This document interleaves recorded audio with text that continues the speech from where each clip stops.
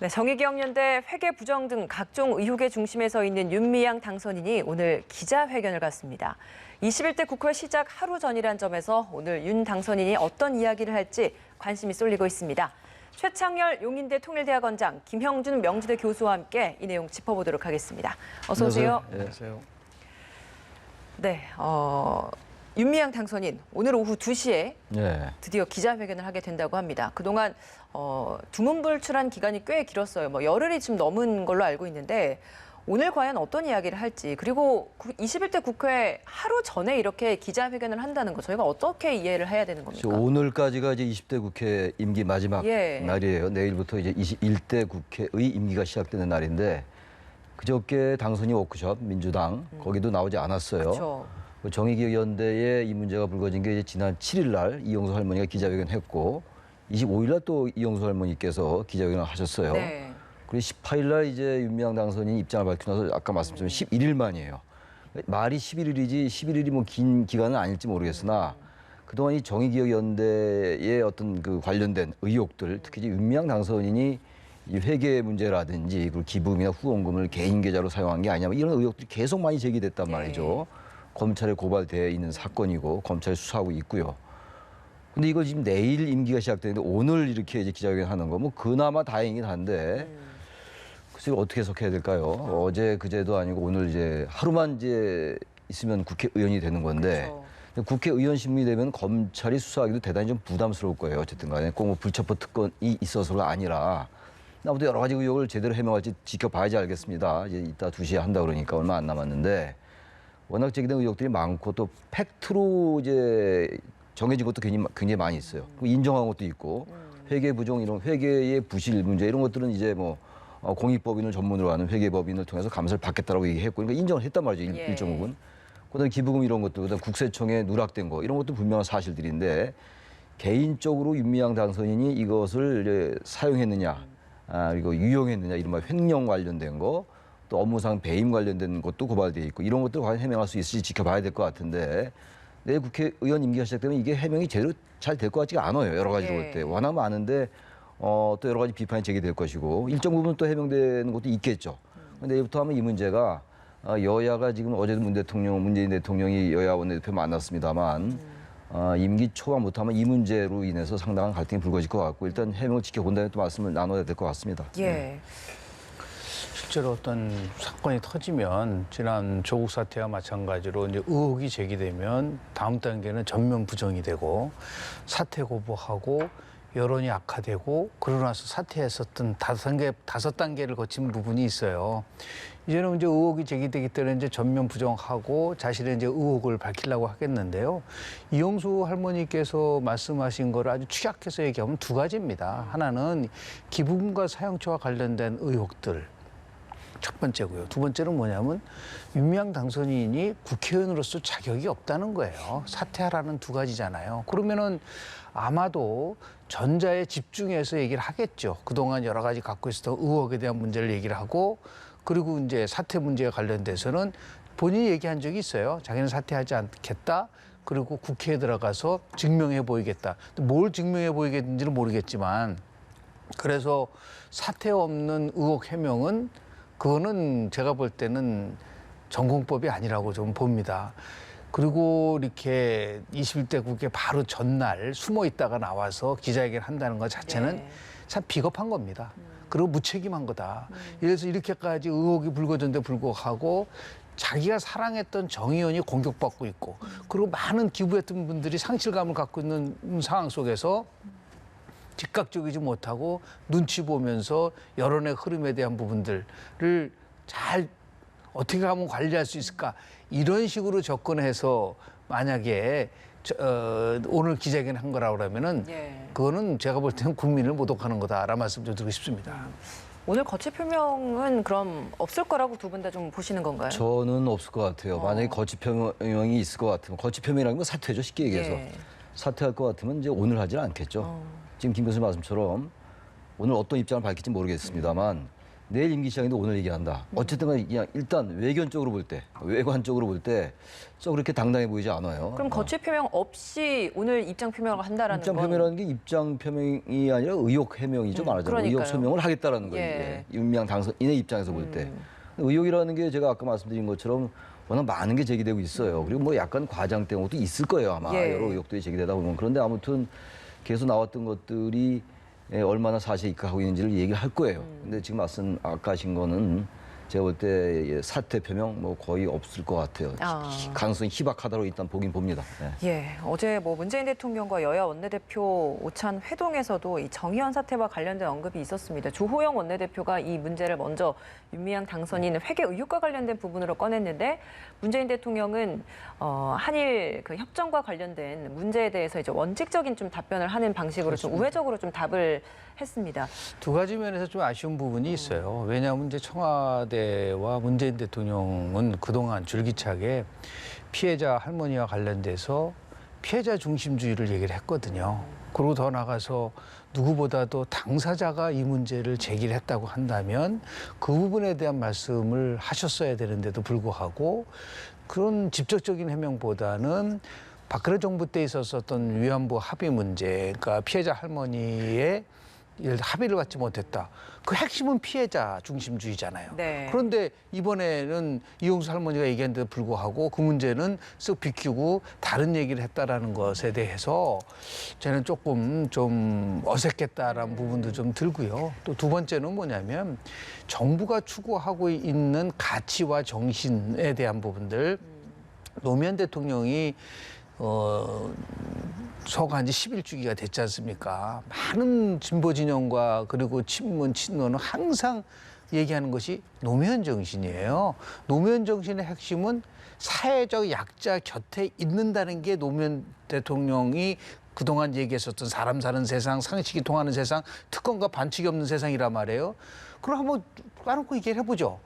피해자 할머니가 약자인가, 윤미향이가 약자인가? 저는 피해자 할머니가 약자인 것 같습니다. 그동안 모든 반칙과 특권과 꼼수를 했었던 것이 팩트로 나타난 이 상황 속에서 윤미향은 결코 약자가 아니에요. 정말 사회적 약자를 위하다고 한다면 윤미향 당선자 편에 서서 민주당과 청와대가 문제 해결할 생각을 해야 되는데 침묵으로 일관하고 무슨 신상 털기라는 그런 말도 안 되는 황당한 논리로 제시되고 이것은 제가 볼 때는 문제의 본질을 비껴나간 것뿐만 아니라 우리 여론조사에서 나왔지만은 예. 국민의 여론과도 한참 동떨어진 것이다라는 말씀 좀 드리고 싶습니다. 그런데 사실 이게 비례대표 추천은 당이 한 것이고 그걸 청와대에서 입장 표명을 하고 어떤 입장을 말한다는 것도 뭐 과연 적절한 것인가? 오늘 윤도한 국민소통수석도 라디오 인터뷰에서도 이런 표현을 했거든요. 그런 식으로 따지면은 뭐 장제한 사건을 포함해서 김학의 사건 포함해서 얼마나 많은 일들이 벌어졌을 때 대통령이 직접 해명하라고 얘기를 했잖아요. 이 그거보다도 제가 볼 때 이 부분은 더 큰 문제예요. 정말 그 30년 역사 속에서 일본의 잘못된 부분들을 밝혀내고 더 나가서 진실한 얼마나 중요한 부분입니까? 이런 중요한 문제에 대해서 우리가 상관없다고 비켜나간다고 한다면 그게 편의주의죠. 단순히 이게 국회의원 한 사람의 문제가 그건 아니라 아니에요. 사회적인 전반적 문제인 거다. 전반적인 모든 국민들이 관심 있는 사항이고 다른 것도 아니고 우리 피해자 할머니와 관련된 부분들을 우리는 상관없다? 그거는 제가 볼 때는 그동안 문재인 정부가 보여줬었던 행동과는 문재인 정부답지 않다라는 말씀 좀 드리고 싶습니다. 예. 또 하나가 청와대가 입장을 표명하기가 어렵다 하도 100번 양보해서 그런 점이 있을 거예요. 문재인 대통령이 어제 이제 회동에서 여야 원내대표 회동에서 피해자 할머니들이 받아들이지 않았다. 2015년도에 이 위안부 합의를. 예. 어제 말씀처럼 이 문제에 대해서 피해자 할머니가 받아들이지 않는 거잖아요. 정의기억연대 문제에 대해서. 물론 여러 가지 사실관계는 뭐 정확하게 법률적인 측면도 밝혀야 되겠고 정치적 측면도 우리가 봐야 되는 것이긴 합니다만 정당 입장에서 민주당이 입장을 표명해야죠. 이걸 계속 검찰 수사 지켜보겠다는 식으로 얘기했고 며칠 동안 약간의 기류 변화들이 좀 있었던 것 같아요. 예. 처음에는 검찰 수사 지켜보겠다고 얘기했고 그 다음 며칠 전에는 제가 보도를 보니까 강훈식 원내대변인인가요? 강훈식 의원이 일단 윤미향 당선인의 입장 표명이 필요하다라는 취지 얘기를 했었어요. 그리고 그 다음 날 이해찬 대표가 신상 털기식은 안 된다라는 이제 그런 얘기를 예. 했단 말이죠. 그러니까 조금씩 입장이 변화하고 있는 거예요. 이게 말 하나하나로서는 굳이 이렇게 흠잡을 건 없습니다만 그 말의 함의가 무엇인가가 항상 중요한 거 아니겠어요. 이해찬 대표가 말씀했던 거는 어쨌든 검찰 수사 쪽으로 보자라는 거예요. 일단 그러니까 입장 표명을 하지 않는 거는 굳이 얘기한다면 윤미향 당선인을 두둔하는 걸로 들릴 수 있어요. 두둔이라기보다는 일단 지켜보자라는 것이 바로 그 연장선상에서 오늘 국회에서 기자회견을 하는 거거든요. 예. 그리고 워크숍에 참여하지 않았잖아요. 예. 정의기억연대 이 문제가 지금 이 사실 21대 국회가 개헌 아직 안 했습니다만 현재 우리 사회의 가장 뜨거운 쟁점이 된 거잖아요. 현안이란 말이죠. 현안의 중심에 있는 국회가 현안의 또 당사자인 그 당선인이 안 나왔다. 그럼 거기에 대한 입장 표명이, 거기에 대한 비판이 있고 질책이 있어야 되는 거라고 저는 생각해요. 그럼 민주당이 그렇게 해야 된다라는 말씀이신 민주당이 그렇게 해야 되는 거죠. 대통령의 입장 표명에 대해서 대통령의 입장 예. 표명도 있을 수 있어요. 근데 제가 그랬잖아요. 100번 양보해서 대통령은 조심스럽게 얘기할 수 있다. 근데 아까도 말씀처럼 문재인 대통령께서 합의 피해자 할머니들이 2015년도에 한일 위안부 합의를 받아들이지 않았다고 말씀하셨어요, 어제. 예. 그럼 이 같은 맥락에서 이것도 그렇게 표명이 있었어야 되는데 예. 100번 양보해서 청와대가 그런 입장 표명 안 하면 적어도 당은 우리가 당 청와대 얘기 많이 하잖아요. 그럼 예. 당은 적어도 자율적이고 정당의 입장에서 이런 것들에 대한 사회적 이슈나 현안에 대해서 입장 표명해야 되는 거죠. 예. 최소한도 뭐 당 차원에서 어떻게 하겠다라든지 아니면 정치적으로 유감이다라든지 뭐 이런 표명이 있어야 되는데 그거는 민주당답지 않아요. 이 사안을 그리고, 피해자 중심주의를 좀 받아들여야 한다. 받아들이고 보다 적극적인 입장 표명이 없다 민주당이. 그런 것은 대단히 아쉬운 부분이라고 지적을 안 할 수가 없다는 예. 거죠. 또 하나 지적을 하고 싶은 부분이 있다고 한다면 이해찬 대표의 언행에 있어서 문제가 있어요. 예를 들어서요. 개인적 의견은 대체하지 말아라. 함구령을 내렸잖아요. 그런데 자기는 막 얘기합니다. 신상털기식 의혹 제기하면 안 된다. 아니 왜 자기는 얘기할 수 있고 다른 의원들은 얘기하지 못합니까?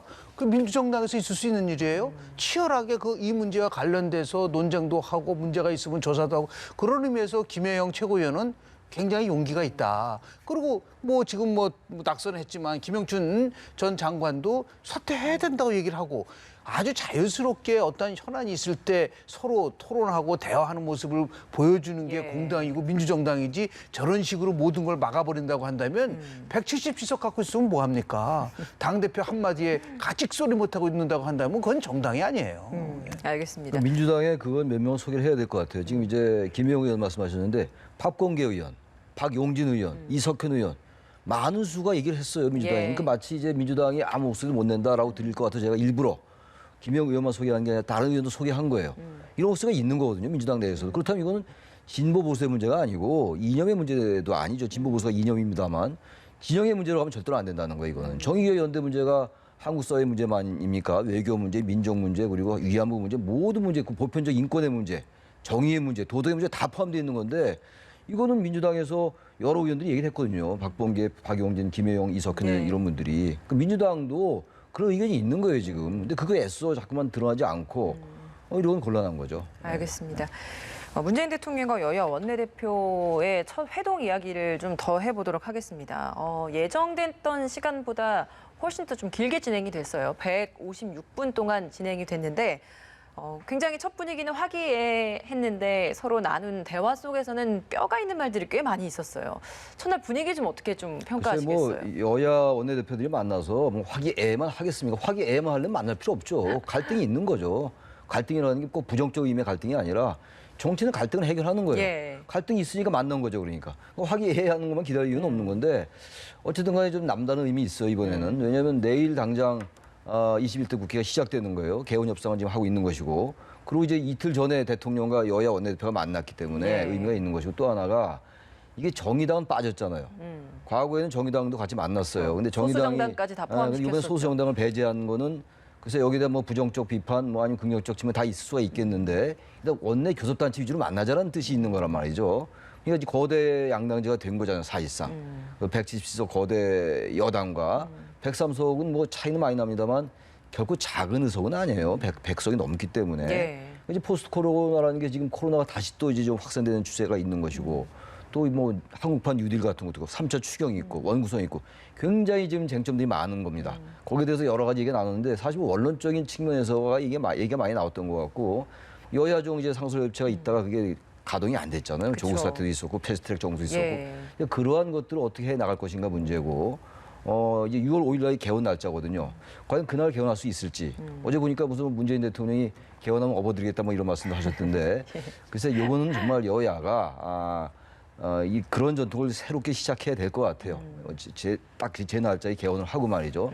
문제 상임위원장을 어떻게 배분할 것인가 문제인데 여당이 지금 뭐 이제 다 도식하겠다 이런 얘기를 하고 있는데 뭐 약간 협상 카드인 것 같아요. 도식하기 어려울 것 같고 조금씩 양보하면서 일단 협치를 이끌어내야 될 것 같다는 생각이 듭니다. 어제 나왔던 내용 중에 가장 주목됐던 부분이 그러면 하나를 꼽자면 뭐 개원과 관련된 논의입니까? 저는 어떤 게 개원하고 있겠습니까? 추경 같은 거라고 봐요. 야당 협조가 절대적으로 필요한 거거든요. 추경 문제라든지 코로나 이후에 국정에 관련된 것도 이런 것들은 야당 협조 없으면 절대로 안 돼요. 그거 뭐 다수결로 할 수 있는 게 아니거든요. 물론 다수결을 하면 되는 거예요. 그러나 다수결 민주주의에서 합의제 민주주의로 하는 게 정치 발전의 방향인 것이고 국회가 여야 협치라는 게 바로 그런 관점이기 때문에 그런 점에서 어제 회동은 의미가 있었다고 생각합니다. 예, 뭐 추경 관련해서도 뭐 주호영 원내대표가 협조를 얘기를 하면서도 재정 건전성이라는 견제를 또 계속 또 세우기도 했는데 어떤 내용이 가장 좀 주목되셨나요? 물론 이제 뭐 가장 핵심적인 거는 이제 어떻게 하면 이제 우리 코로나 사태를 잘 극복하느냐 그 일환으로 이제 추경에 관련 얘기를 했는데요. 이 대목에서 노무현 대통령이 그립습니다. 노무현 대통령은 2006년 4월 달에요. 당시에 이제 사학법 개정으로 국회가 이제 마비됐어요. 박근혜 당시 한나라당의 대표가 53일간 장애 투쟁을 했습니다. 엄동설안에.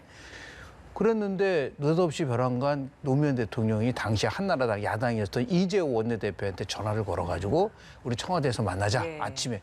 그래서 이재호 대표는 자기가 혼자 간 줄 알았더니 가보니까 김한길 원내대표가 있었습니다. 그때는 집권당이죠. 그때 노무현 대통령이 뭐라고 얘기를 했냐면 야당 원내대표하기 힘든데 우리가 좀 양보합시다. 여당 원내대표에게 그래서 사학법 개정이 물꼬를 틉니다. 바로 그 부분이에요. 국회가 제때 열려라고 하는 그거는 아주 굉장히 원론적인 얘기고 제가 기대했던 거는 여당 대표에게 야당에게 많은 거 양보해서 되도록이면 빨리 원구성이 이루어질 수 있도록 저 협조합시다. 이게 저는 노무현 정신 아닌가요? 그게 바로 협치입니다. 아니 무슨 제도 만들고 무슨 뭐 특임장관 만들고 정무장관 만들고 무슨 여야정 상설 협의체만 아무리 만들어 보세요. 협치 안 됩니다. 상대방을 인정하고 배려하고 제도적으로 자제하고 존중하고 이래야지만 협치가 이루어지는 거예요. 그렇게 되면은 대통령이 요구하는 여러 가지 뭐 고용법안이라든지 3차 추경이라든지 더 나아가서 공수처법 설립과 관련된 이 모든 것도 잘 풀릴 수 있어요.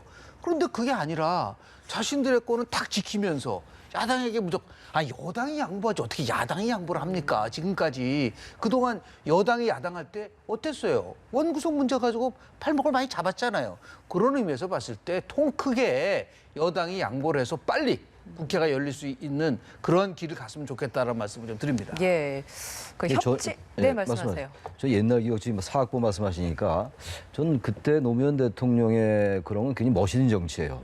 양보하자 우리가 그런 통 큰 정치가 필요한데 그건 별개로 사학법 개정이 그때 좀 미온적으로 됐어요. 저도 학교에 있습니다만 사립학교에 있습니다만 전혀 다른 얘기예요 이건.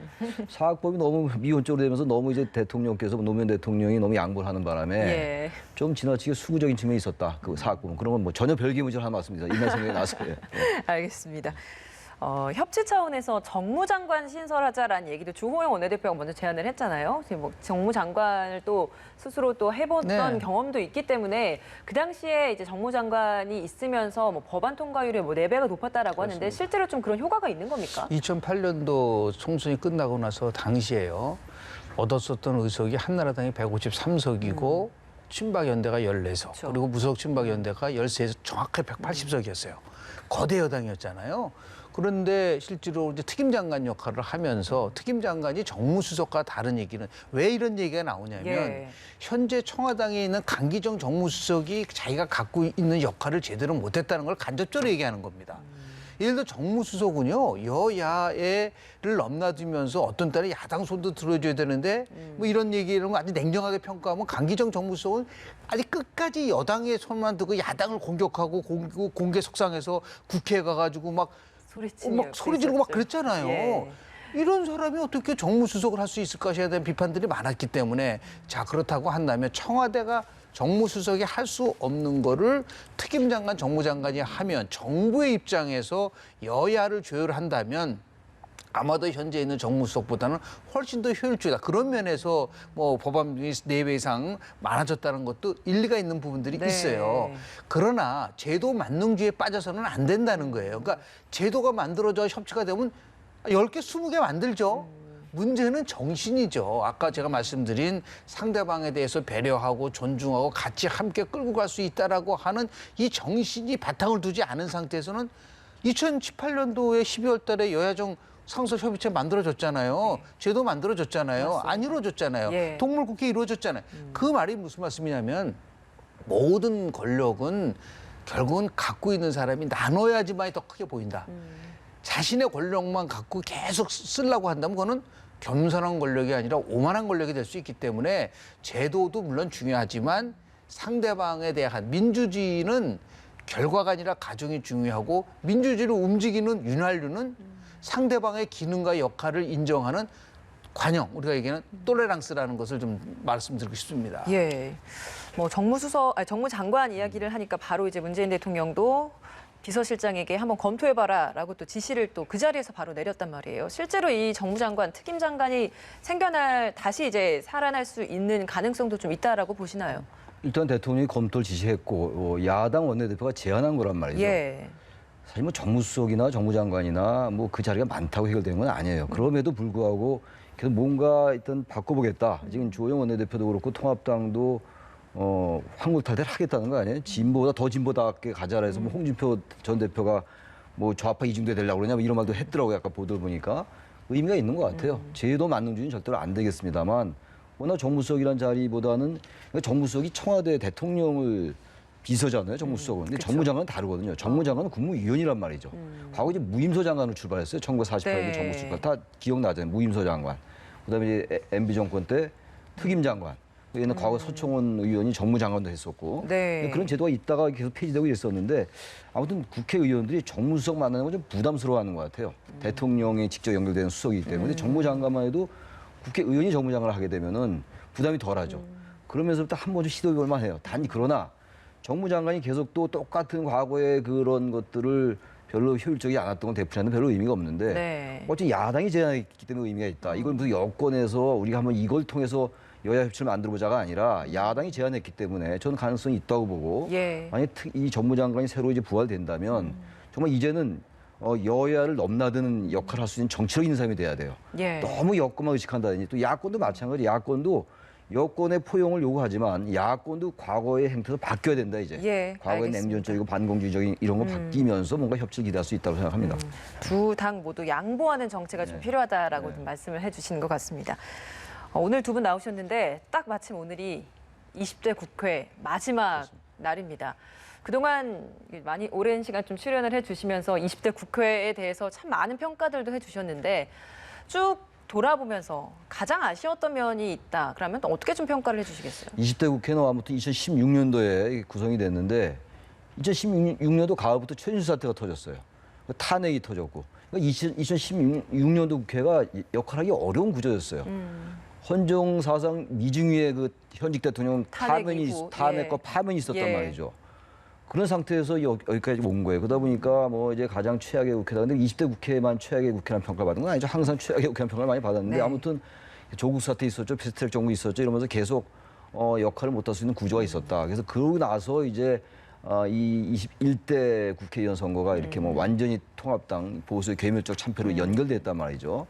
이제 통합당도 새롭게 태어나려 하니까 여권도 그렇고 과거의 패러다임에서 벗어나서 새로운 뭔가를 모색해라. 그런 말씀을 드릴 수밖에 없습니다. 예. 20대 국회 평가와 함께 21대 국회에 좀 바라는 점이 있다면 더 같이 좀 덧붙여 주시죠. 어떻게 민주주의가 무너지는가를 쓴 레비스키의 말에 의하면 민주주의라는 거는 그동안 잘 지켜왔었던 규범이나 관행을 파기할 때 나오는 현상이라고 얘기를 해요. 20대 국회 가장 아쉬운 부분은 패스트 트랙을 통해 가지고 그 선거의 룰인 선거법을 패스트 트랙으로 해서 제1야당을 배제한 상태로 밀어붙여 지금 어떻게 됐죠? 처음부터 다시 복귀시켰잖아요. 예. 이게 바로 20대의 아주 부끄러운 민낯이다. 그런 의미에서 이제 21대 국회는 20대 국회의 잘못된 것을 반면교사로 삼아서 제가 꼭 말씀드리고 싶은 거는 전국 안정은 국회 의석수에서 결정되는 게 아닙니다. 여당이 야당과 같이 함께, 특히 여당이 힘이 있더라도 제도적으로 자제하고, 그리고 야당을 존중할 때만이 민주주의가 복원될 수 있고 민주가 강해질 수 있다는 거거든요. 이것을 21대 국회는 아주 깊이 명시했으면 좋겠다는 말씀을 좀 드립니다. 예, 오늘 말씀 여기서 마무리 짓도록 하겠습니다. 최창열 용인대 통일대학원장, 김형준 명지대 교수였습니다. 두 분 오늘 말씀 고맙습니다. 고맙습니다.